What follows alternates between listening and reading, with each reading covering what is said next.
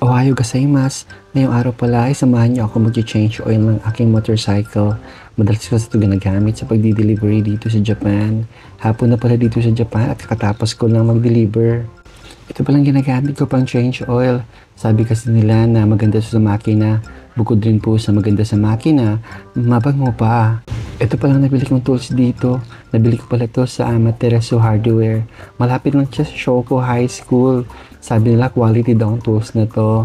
Bago pala ako mag-drain ay pinapaluag ko muna to. Mas maganda kasi na pinapaluag to or tinatanggal para mas maganda yung flow ng langis. Ito palang ginagamit ko pang sala. Medyo hugaw na siya. Pero okay lang naman, importante ay may nagagamit ka. Medyo hugaw kasi siya kasi lagi ako nag-change oil dito. Alam niyo naman, pag delivery rider, hindi naabot ng isang buwan, mag-change ka na ulit. At ayan, tinatanggal ko na yung bolt at ilagay ko na rin ang salaan. Importante talaga ang salaan. Hindi pwede dito na ipatak mo lang sa lupa yung langis. Baka makita ka ng pitbahay nyo at isumbong kayo sa barangay. Medyo mahal ang bayad dito pag nakita kayo. Kaya mas maganda, proper na lang ang gagawin natin. Kaya nga tayo nagtatrabaho para kumita.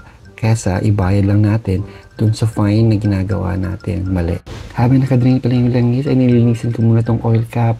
Minsan kasi kailangan din natin linisin to. Kasi pag hindi natin linisin ay pinabahay nito ng mga maraming hugaw. Matapos ko maglinis ng oil cap at ito naman ang gagawin ko. Hindi kasi lahat ng oil ay lalabas sa ating makina. Kaya minsan tinatagilid ko ito upang may labas yung mga natitirang oil sa loob ng makina. Kaya kung kayo, try nyo i-apply ito. Sobrang gandang DIY ito para sa ating motorsiklo. At yan, kukunin ko na yung oil na galing sa engine ng motorcycle. As you can see, hindi siya masyadong maitim.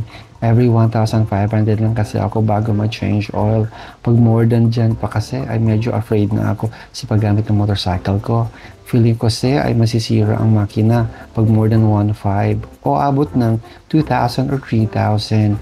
Kaya kayo dyan, alagaan nyo mabuti ang motorcycle nyo. Katulad din ng asawa nyo.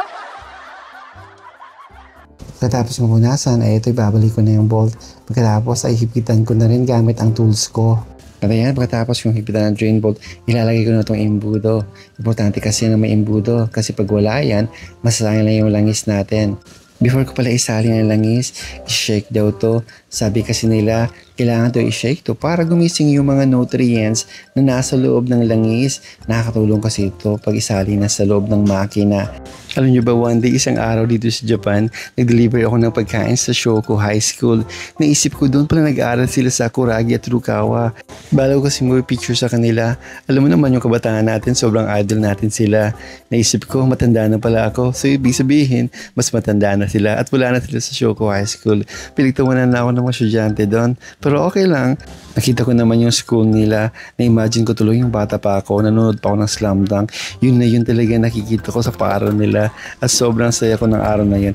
At eto na, pinapaandar ko na aking motorcycle. So napapakinggan nyo, sobrang ganda pa talaga ng tunog ng makina. At sana nag-enjoy kayo. Bye-bye!